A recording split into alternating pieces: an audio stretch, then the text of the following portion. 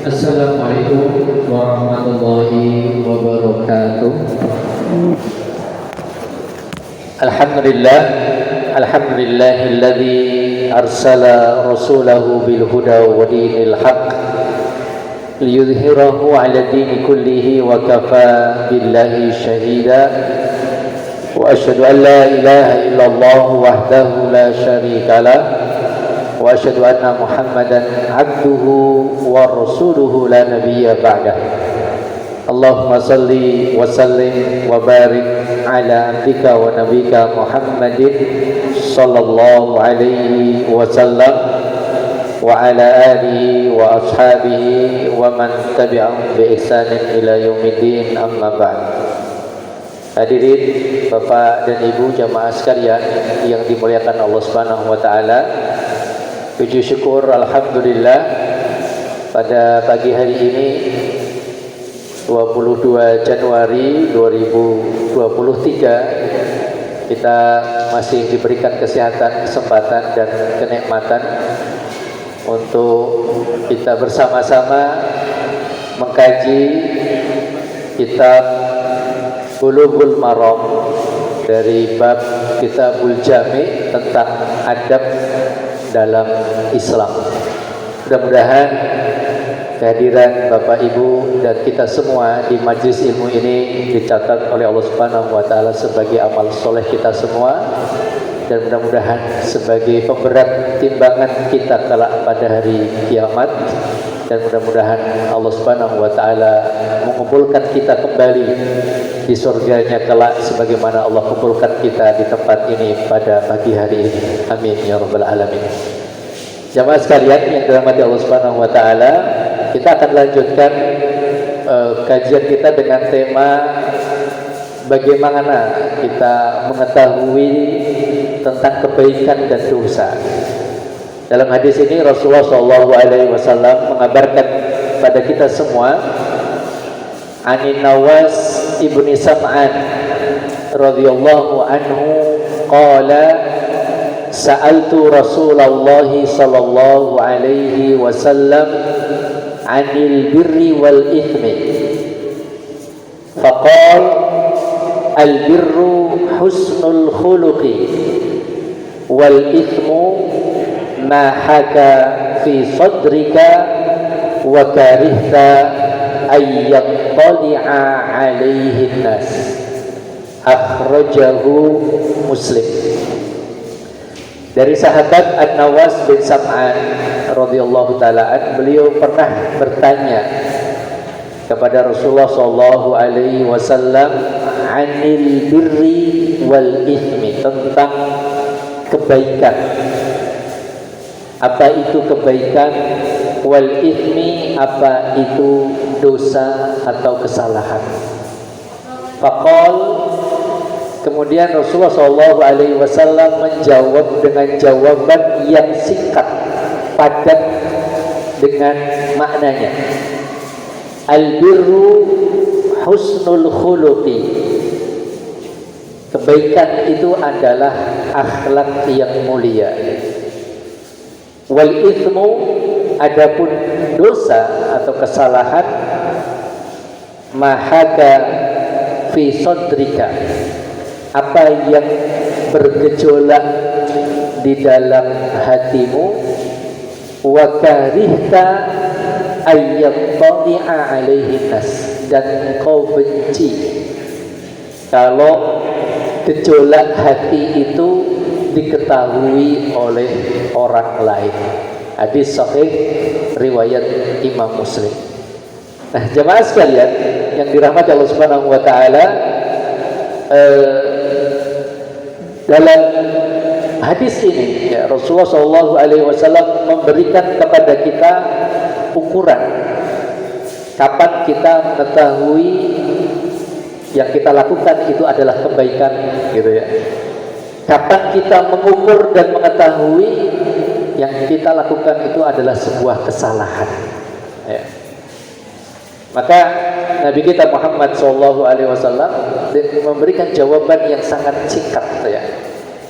dengan sabdanya tadi, al birru husnul khuluq, bahwa kebaikan itu akhlak yang mulia.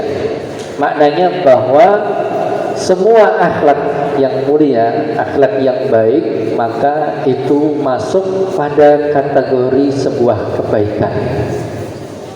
Dan kita akan lihat di sini jemaah sekalian, akhlak itu sebenarnya seperti apa? Ya.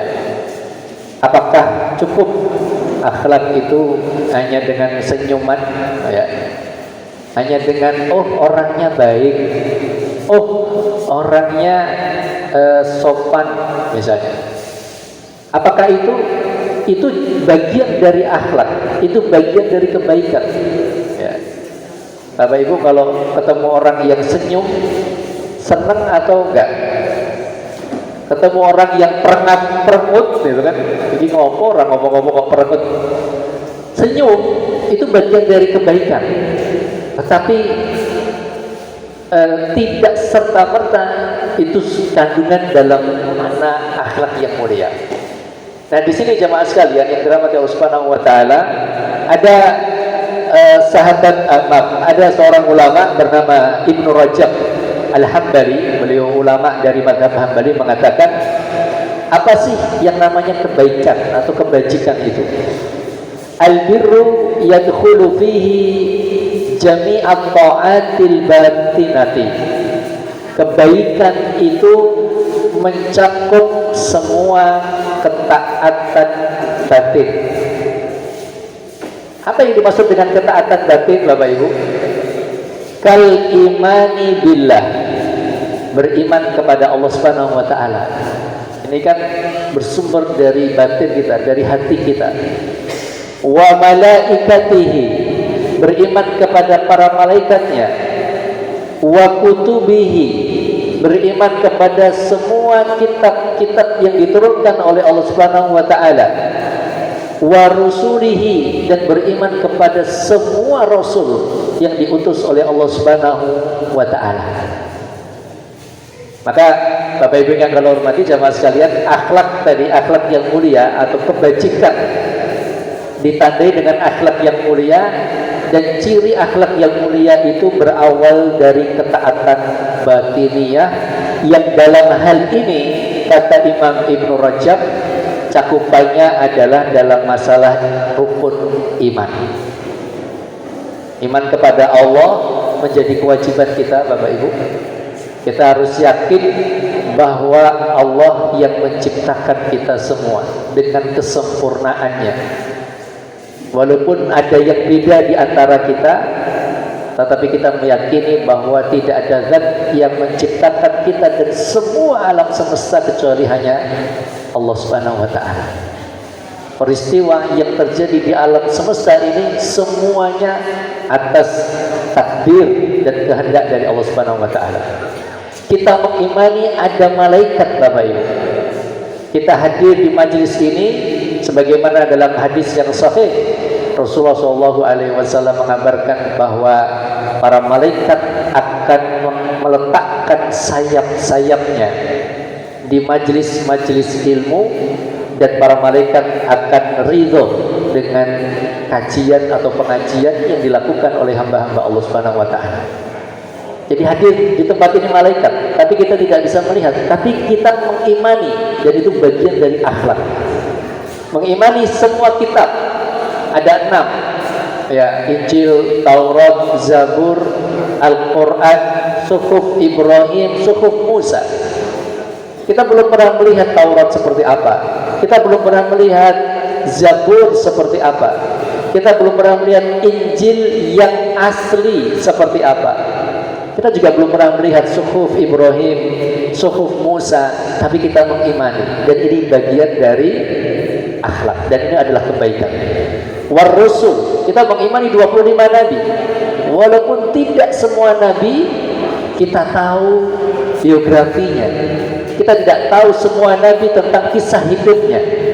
Ada Nabi Ilyas, Ilyasa, Zulkifl, ada namanya dalam Al-Quran, tapi kalau kita membuka ya biografi dan sejarah kehidupannya, kita tidak temukan sebanyak kisah yang Allah ceritakan kepada kita tentang Nabi Yusuf, tentang Nabi Musa, tentang Nabi Ibrahim, Nabi Nuh, Nabi Lut yang ada di dalam kitab suci kita Al-Quran.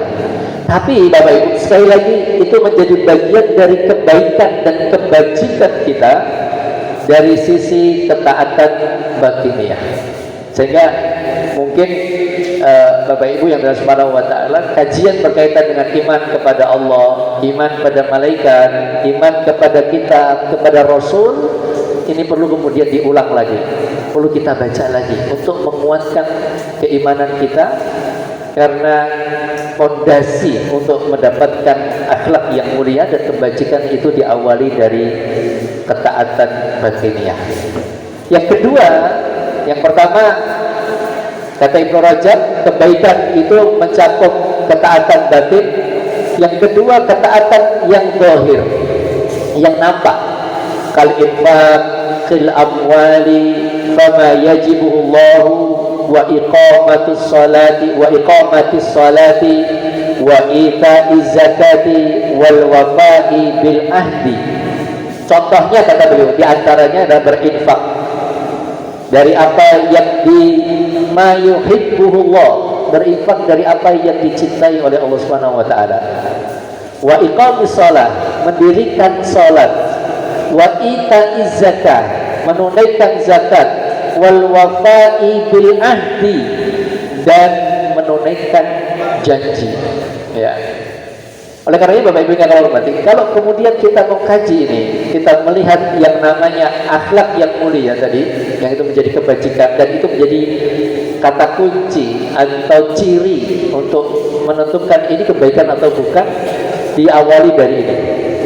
Sehingga bisa kita pahami bahwa akhlak yang mulia seperti yang kita sebutkan di awal tidak hanya sekedar senyuman bagiannya, tapi ketika ada seseorang yang sepertinya kehidupannya, tingkah lakunya, sopan santunnya baik, tapi dia tidak beriman kepada Allah, tapi dia tidak mengimani malaikat, tapi dia tidak mendirikan sholat, tapi dia tidak menunaikan zakat, maka hakikatnya belum sempurna akhlak mulianya itu.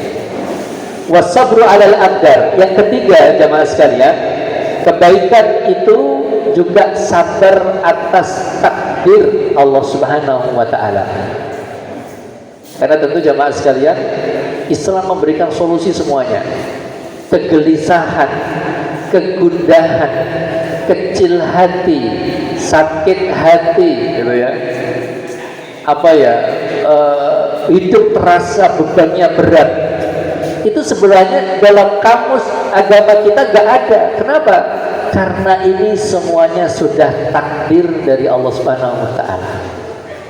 Ya, yang kemarin kita sampaikan pada pertemuan sebelumnya, ya, berkaitan dengan meyakini ya atas ketetapan Allah dalam takdirnya, kemudian membuat hati ini menjadi tenang, membuat jiwa menjadi semeleh, ya, atas apa yang dibagi oleh Subhanahu wa taala. Contohnya kal maradi wal faqri, sakit ataupun mungkin ada ujian kemiskinan, ya, diuji. Wa ala ta'at, yang keempat Bapak Ibu, contoh kata Imam Ibnu Rajab, yang namanya kebaikan adalah juga sabar dalam menjalankan ketaatan kepada Allah Subhanahu wa taala. Kasabri ala liqa'il adu. Di sini beliau memberikan contoh ya sabar kalau bertemu dengan musuh. Nah, jemaah sekalian, lalu kita pernah sampaikan juga ya berkaitan dengan akhlak yang dimiliki oleh Rasulullah SAW, dan itu pernah ya disampaikan oleh Aisyah radhiyallahu taala anha ini. Ya, beliau mengatakan karena khuluquhul Quran, bahwa akhlak ya Rasulullah SAW adalah Al-Quran, yakni ta'addaba bi adabihi fayamalu bi awamirihi wa yajtanibu nawahihi fasaral amalu bil qur'ani lahu khuluqan kal jibillati wat tabi'ati la yufariquhu. Jadi Rasulullah SAW, jamaah sekalian, ketika Aisyah ditanya bagaimana akhlak Rasulullah, maka Aisyah mengatakan akhlak Rasulullah itu Al-Quran. Maksudnya apa? Bahwa Rasulullah itu beradab, bertingkah laku, berperilaku itu sesuai bimbingan Allah di dalam Al-Quran. Faya'malu bi'awamirihi, maka Rasulullah menjalankan apa yang diperintahkan Allah. Wa yajtanibu, dan menjauhi nawahihi, apa yang dilarang oleh Allah Subhanahu wa taala. Fasaral amalu bil Quran lahu khuluqan, oleh karenanya semua perbuatan Rasulullah sallallahu alaihi wasallam sesuai pada Al-Qur'an, dan itu menjadi sebuah akhlak ya, atau perilaku beliau sallallahu alaihi wasallam. Ya. Oleh karenanya kita lihat di sini jamaah sekalian, kata Imam Ibnu Daqiq Al-Aid ya, sebelumnya wa hadza huwa ahsanul akhlaq wa asrafuha wa ajmaluha wa qila inna dina kulluhu khuluq. Oleh karenanya, jadi kalau kita melihat semua yang dilakukan Rasulullah itu bersumber pada Al-Quran, maka sampai ada yang mengatakan bahwa semua agama ini isinya tentang akhlak. Kita berakhlak kepada Allah Subhanahu wa taala dengan menjalankan ketaatan dan bersabar dalam menjalankan ketaatan itu, walaupun godaannya masih ada dan terus ada digoda. Kemudian bagian dari akhlak tadi juga kita mendirikan, melaksanakan kewajiban bersabar atas ketetapan Allah yang akan terjadi ya di muka bumi ini ya. Dan beberapa berita itu jamaah sekalian sudah dikabarkan oleh Nabi kita Muhammad ya sallallahu alaihi wasallam. Artinya peristiwa-peristiwa di akhir zaman itu jelas ya akan terjadi seperti yang dikabarkan oleh Rasulullah ya. Berkaitan dengan hadis misalnya tentang tanda-tanda kiamat ya jamaah sekalian. Jadi ada tanda kiamat besar, ada tanda kiamat kecil ya. Di antara kalau tanda kiamat besar itu belum terjadi satu pun, tapi kita mengimani bahwa nanti akan muncul Dajjal, bahwa nanti Nabi Isa akan turun dari langit, bahwa tidak ada yang bisa membunuh Dajjal kecuali Nabi Isa, bahwa nanti akan muncul Ya'juj dan Ma'juj, dan Ya'juj dan Ma'juj sudah hidup, sudah ada sekarang sejak zaman Nabi Ibrahim, karena mereka bagian dari kaumnya Zulkarnain yang Allah kabarkan di surat Al-Kahfi itu, dan mereka sekarang sedang berada di tempat yang mana dibangun oleh Zulkarnain bendungan yang terbuat dari tembaga, tapi mereka akan keluar, jumlah mereka banyak. Nanti akan muncul dukhan, akan muncul asap, matahari akan terbit dari tempat tenggelamnya, kemudian akan muncul binatang melata yang bisa berbicara dengan manusia, akan muncul api yang keluar dari Yaman.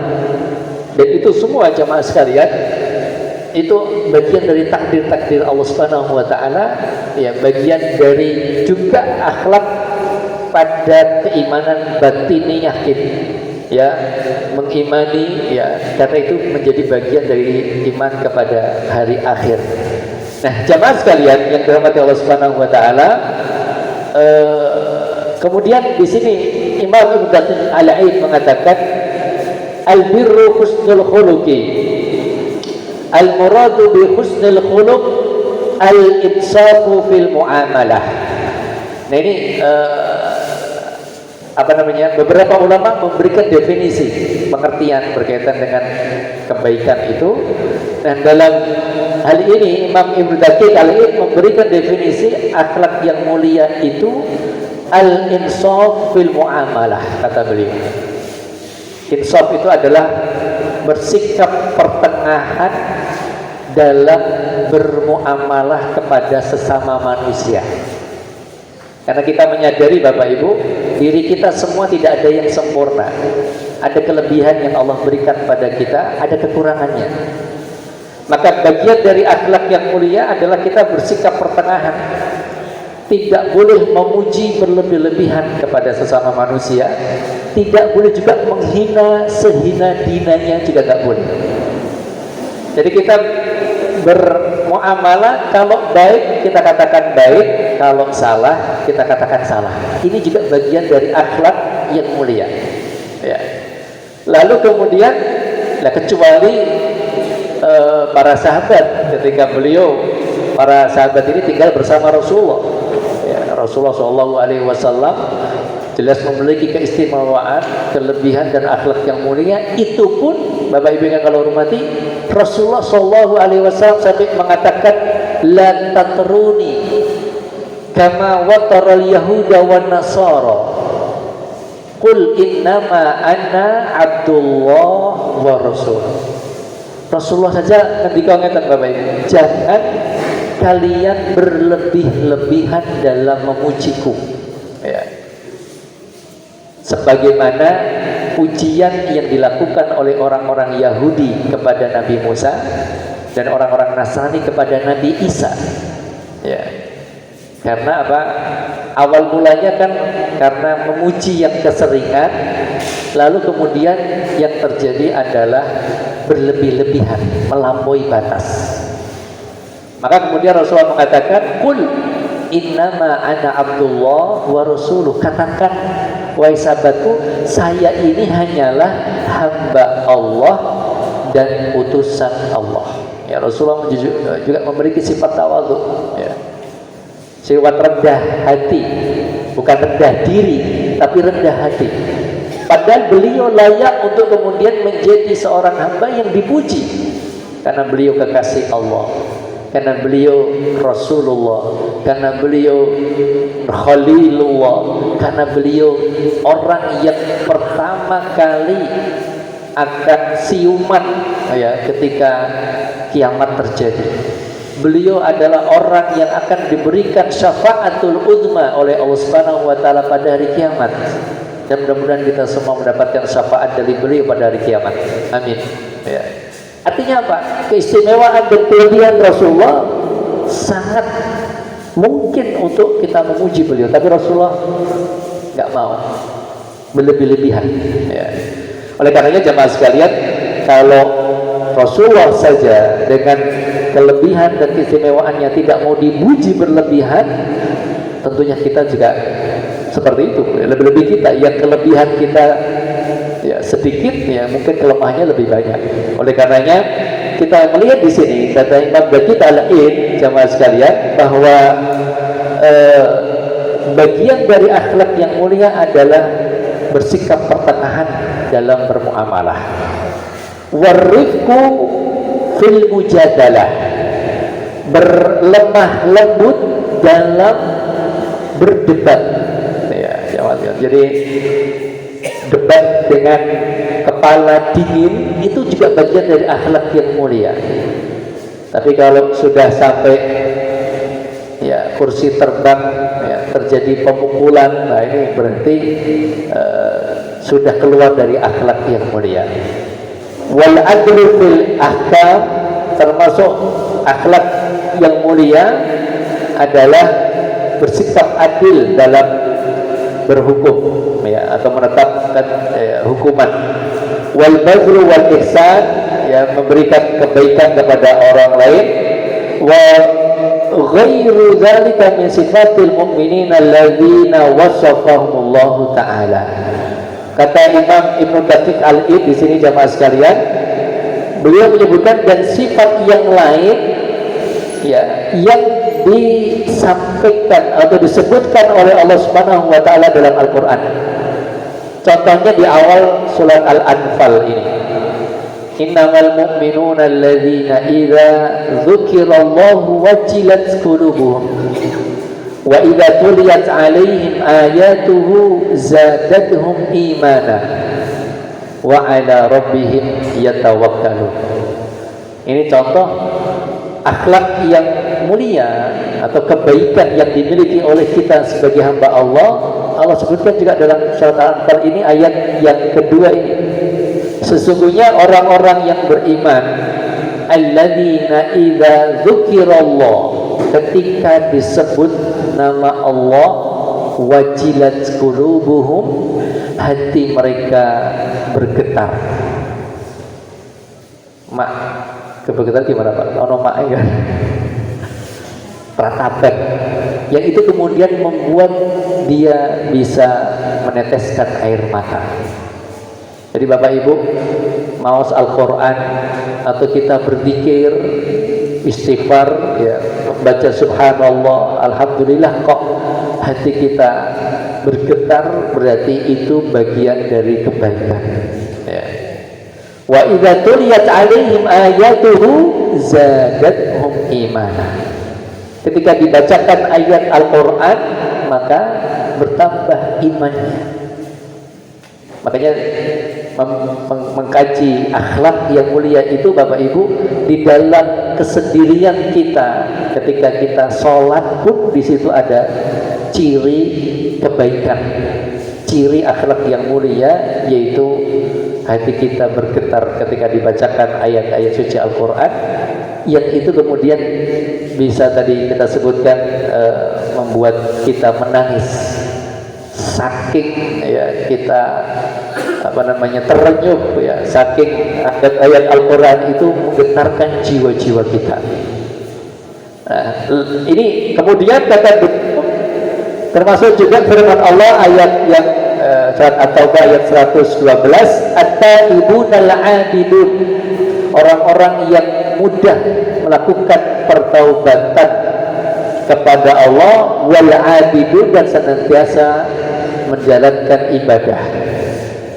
Kita ingat ya Bapak Ibu, ketika turunnya surat An-Nasr misalnya, idza jaa nasrullah, itu idza jaa nasrullahi wal fath wa ra'aitan nasa yadkhuluna fi dinillahi afwaja fasabbih bihamdi rabbika wastaghfirhu innahu kana tawwaba. Surat ini, surat An-Nasr ini turun tahun ke-9 Hijriah. Lalu kemudian salah satu dari tafsiran surat ini, yang mana waktu itu Umar bin Khattab bertanya kepada sahabat Abdullah bin Abbas radhiyallahu taala. Dan kita tahu Abdullah bin Abbas adalah ahli tafsir di kalangan sahabat. Ketika Umar bertanya, apa tafsiranmu terhadap surat ini? Maka Abdullah bin Abbas mengatakan, hadza ajalu Rasulillah sallallahu alaihi wasallam. Surat An-Nasr itu surat yang mengabarkan bahwa ajal atau wafatnya Rasulullah sallallahu alaihi wasallam sudah dekat. Ya. Kenapa? Karena kota Mekah sudah ditaklukkan. Karena yang masuk Islam sudah mulai banyak, karena Allah sudah perintahkan kepada Rasulullah untuk senantiasa bertasbih, bertahmid, dan beristighfar. Tidak ada kesempurnaan ya, dari sebuah amalan kecuali diikuti dengan 3 zikir ini. Maka kemudian kita ingat ya, ketika Aisyah radhiyallahu taala anha mengatakan, setelah turunnya surat An-Nasr ini, Rasulullah sallallahu alaihi wasallam beliau sering menangis. Rasulullah sallallahu alaihi wasallam hari-harinya senantiasa bertasbih, bertahmid, dan beristighfar kepada Allah Subhanahu wa taala. Dan ini menjadi bagian dari akhlak mulia. Maka di sini tadi jamaah sekalian, at-taibunal 'abidun, orang yang senantiasa beristighfar dalam kesendiriannya, berzikir dan menyebutkan itu. Ya. Dan kita tahu Bapak Ibu yang Allah Subhanahu wa taala, kata Imam Al-Qatadah ketika menafsirkan surat An-Nasr, disebutkan juga dalam tafsir Ibnu Katsir bahwa Rasulullah sallallahu alaihi wasallam wafat ya 2 tahun setelah surat An-Nasr ini turun. Tadi kita sebutkan tadi surat An-Nasr tadi turun tahun ke-9 Hijriah, tahun ke-11 Hijriah Rasulullah SAW wafat. Sungguh nikmat ya Bapak Ibu. Kenapa? Karena Allah sudah memberikan isyarat ya bahwa An-Nasr, surat An-Nasr ini turun untuk memberitahu bahwa ajal Rasulullah sebentar lagi. Dan ternyata 2 tahun setelahnya. Dan selama 2 tahun itu Rasulullah SAW banyak menangis dan banyak kemudian melakukan pertaubatan kepada Allah Subhanahu wa taala.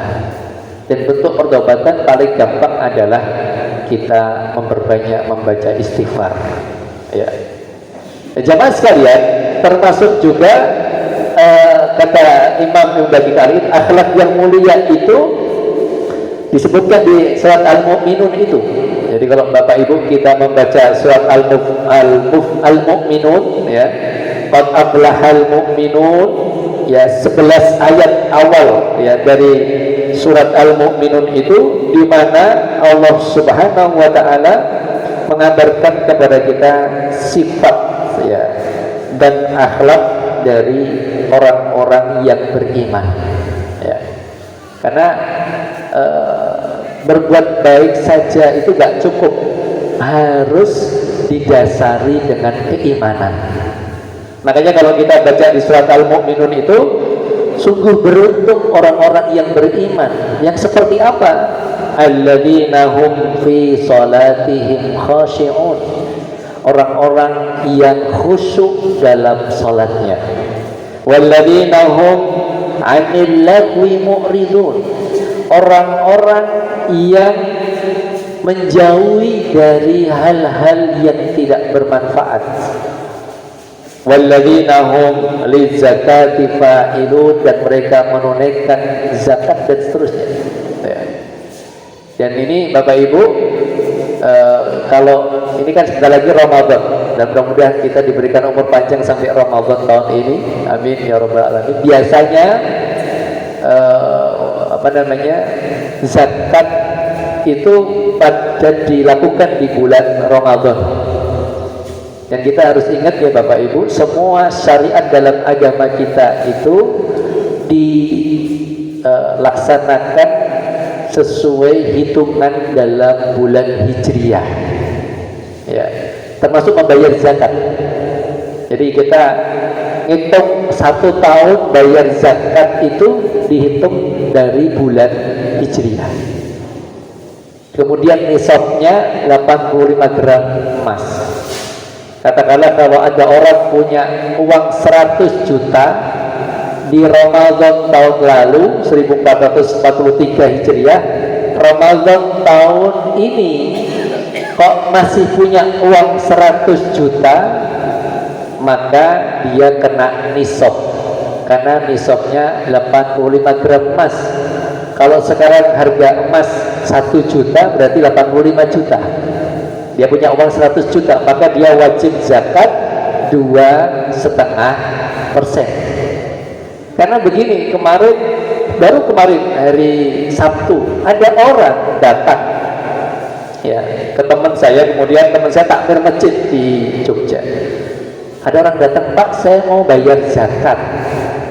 Terus saya tanya, ini zakat atau infak? Zakat. Kenapa Bapak berzakat? Apakah uang Bapak sudah lebih dari 100 juta atau 85 juta sesuai dengan nisab dan sudah berjalan 1 tahun? Oh, kalau gitu ini sedekah saja ya? Iya, karena kalau zakat ada ukuran dalam ketentuan syariat agama kita. Tapi kalau sedekah kapanpun bisa ya. Ini beda ya Bapak Ibu, karena di tengah masyarakat kita ini orang nganggapnya. Kemarin juga ada seorang ibu-ibu datang ke saya punya uang 25 juta, berapa zakat saya? Saya bilang gak ada zakatnya. Loh, saya mau zakat kok gak boleh? Bukan gak boleh. Zakat itu syaratnya cuma 2. 1, kalau itu zakat mal gitu Bapak Ibu, terlewat 1 tahun dalam hitungan Hijriah. Yang kedua, nisabnya 85 gram emas. Kalau dikonversikan dengan rupiah, kalikan kalau harga emasnya 1 juta tadi 85 juta. Kemudian kalau sudah kena itu Anda mengeluarkan 2,5%. Berarti ini 25 juta gimana? Ya kalau ibu mau mengeluarkan 400.000, 500.000 berarti itu infak atau sedekah dan bukan zakat. Ini sekedar tambahan ya Bapak Ibu, karena jangan sampai nanti orang tiap bulan berpikir mengeluarkan zakatnya, kecuali memang nanti ada zakat profesi yang itu juga ada hitungannya, sesuai dengan ketentuan syariat. Nah, jamaah sekalian yang Allah Subhanahu wa taala, ini surat awal surat Al-Mu'minun tadi, nanti monggo Bapak Ibu bisa dibaca juga. Awal surat Al-Mu'minun itu juga kategori karakteristik dari orang-orang yang berakhlak mulia. Ditambah lagi kata beliau juga di akhir surat Al-Furqan, wa ibadur rahmanil ladzina yamshuna 'alal ardi hauna wa idza khatabahumul jahiluna qalu salama. Nanti Bapak Ibu bisa buka di surat Al-Furqan ayat 63 sampai terakhir. Ya.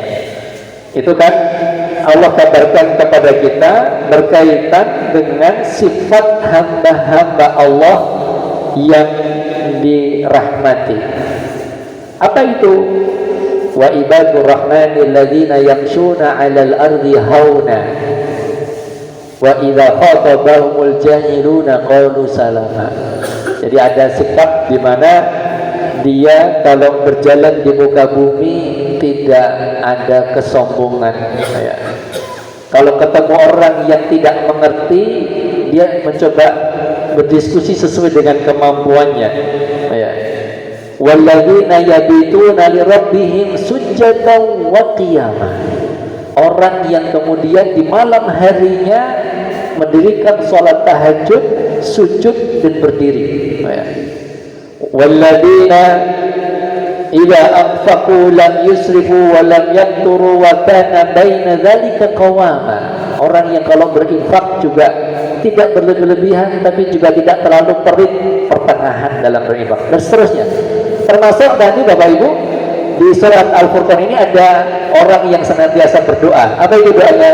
Walladzina yaquluna rabbana hab lana min azwajina wa dzurriyyatina qurrata a'yun waj'alna lil muttaqina imama. Kalau Bapak Ibu pagi ini tadi sudah berdoa dengan doa ini, berarti Bapak Ibu termasuk ibadur rahman, termasuk hamba yang berakhlak mulia. Makanya kemudian di sini kata Imam Ibnu Daqiq Al-Id, Bapak Ibu, faman ashkala alaihi haluhu falya'rid nafsahu ala hadhil ayat.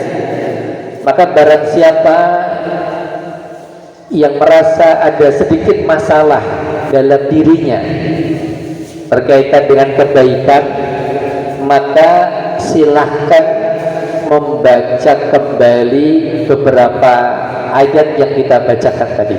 Awal surat Al-Anfal ayat 2, 3, 4, 5, awal surat Al-Mu'minun ayat 1 sampai 11, akhir surat Al-Furqan ayat 63 ya sampai ayat 77. Nah, fa wujudu jami'iha alamatu husnil khuluqi. Kalau kriteria yang Allah sebutkan dalam 3 surat itu tadi ada pada diri kita, maka sungguh kita telah menyempurnakan akhlak mulia kita. Wa faqdi jami'iha alamatu su'il khuluqi. Ketika semua kriteria yang Allah sebutkan dalam 3 surat yang kita sebutkan tadi kok enggak ada, maka na'udzubillah itu tanda buruknya akhlak seseorang. Wa wujudu ba'diha duna ba'din yadulu ala adami kamaliha. Kalau dari 3 surat yang kita sebutkan tadi, sebagian kriteria ada pada diri kita, sebagian belum ada pada diri kita, maka menunjukkan yadulu ala adami kamaliha, yaitu menunjukkan bahwa belum ada kesempurnaan dalam akhlak kita. Jadi kalau mau kita ulang sedikit ya Bapak Ibu. Jadi akhlak yang mulia ada berhubungan dengan masalah batin kita, kekhusyuan dalam sholat kita, mudahnya kita menangis ketika kita berdiri dalam sholat kita di hadapan Allah. Sholatnya dijaga, sedekahnya dijaga, zakatnya ditunaikan, kemudian juga bersikap pertengahan ya. Lalu kemudian nanti kalau di surat Al-Furqan tadi menjaga kehormatan, bersikap baik kepada orang, terus mendoakan keturunan kita dengan doa yang sudah kita bacakan tadi. Moga nanti ditulis piyambak ya, ada banyak, coba kita sebagai nilai ya, bentuk kita menilai diri kita sendiri sebagaimana yang sudah Allah sebutkan, untuk menunjukkan apakah akhlak kita sudah sempurna atau belum. Karena kan kadang-kadang, mohon maaf nyun sewu, orang melihat akhlak orang lain dari blegernya saja. Ngomongnya iki apik, nek ngomong yo sopan, misalnya gitu. Itu bagian, tapi belum sempurna. Karena ternyata Jumatan yo ora makan, nah misalnya gitu. Orang sholat, waduh. Nah ini kan coba. Maka sebetulnya tadi ketika Rasulullah mengabarkan di awal al-birru husnul khuluqi, kebaikan adalah akhlak mulia. Untuk melihat akhlak yang mulia, kita lihat, kembalikan kepada 3 surat yang kita sebutkan tadi. Saya ulangi lagi ya Bapak Ibu. Awal surat Al-Anfal ayat 2 sampai 5. Awal surat Al-Mu'minun ayat yang pertama sampai ke 11. Akhir surat Al-Furqan ayat 63 sampai ayat 77. Jamaah sekalian yang dimuliakan Allah Subhanahu wa taala, lalu apa itu kesalahan? Apa itu dosa? Ya. Nah di sini jamaah sekalian. Kan tadi kemudian An-Nawas bin Sam'an, sahabat tadi yang bertanya kepada Rasulullah, apa itu kebaikan, apa itu dosa. Lalu kemudian Rasulullah bersabda, al-ithmu ma haka fi sadrika wa karihta ayyattali'a alaihi nas. Sesuatu yang mengganjal, sesuatu yang bergejolak di dalam hatimu, sesuatu yang membuat engkau deg-degan gitu ya. Wa karihta ayyattali alainas, dan engkau benci ya perbuatan yang kau lakukan itu diketahui oleh orang lain, maka itu adalah kesalahan. Ukurannya gampang ya Bapak Ibu. Jadi kita ini melakukan kebaikan atau tidak, apalagi ini buka HP misalnya, buka HP gitu dia Pak, pas buka HP kok ada istri langsung, berarti Anda sedang melakukan kesalahan. Kayak buka fotone sopo gitu Pak, ana bojone langsung disun. Napa Pak? Ora apa-apa kayak maca ayat Quran. Nah, ayat Quran, kalau Anda membuka HP dalam kebaikan dan orang datang, Anda akan pede saja, akan melanjutkan. Karena apa? Karena kebaikan. Sedang membuka aplikasi Al-Quran, tapi kalau kemudian membuka yang lain dan tidak ingin saja dilihat oleh orang, berarti Anda sedang melakukan kesalahan. Itu dosa, kata Rasulullah SAW. Nah, jamaah sekalian, maka di sini sebutkan wa ma'athara fis sudur. Dosa itu semua yang memberikan pengaruh dalam hati. Wa ja'a dhiqat wa tiraban, dan membuat hati sempit dan bergejolak, deg-degan. Makanya gini sih Bapak Ibu yang kita hormati, kalau hati kita itu bersih ya dari dosa dan kemaksiatan, ada satu kesalahan saja, ada satu dosa, ada sudah makratap. Berarti makratapnya itu menunjukkan perbuatan itu adalah dosa. Pernah nggak Bapak Ibu? Nanti napa derek? Jadi kita melihat sesuatu atau melakukan sesuatu yang kemudian membuat kita ketakutan. Ya, berarti sesuatu itu, perbuatan itu atau apa yang kita lihat itu adalah dosa dan kesalahan. Ya. Lalu falam yang syarih lahu sadr, hati tidak merasa lapang. Ma'ahadha bawa indan nasi mustangkir. Lalu kemudian juga kalau seandainya itu dilakukan, maka orang lain juga akan mengingkari. Bihaitsu yakrahunahu inda itila'ihim alaihi, di mana juga orang lain bisa tidak senang kalau itu nampak. Ya.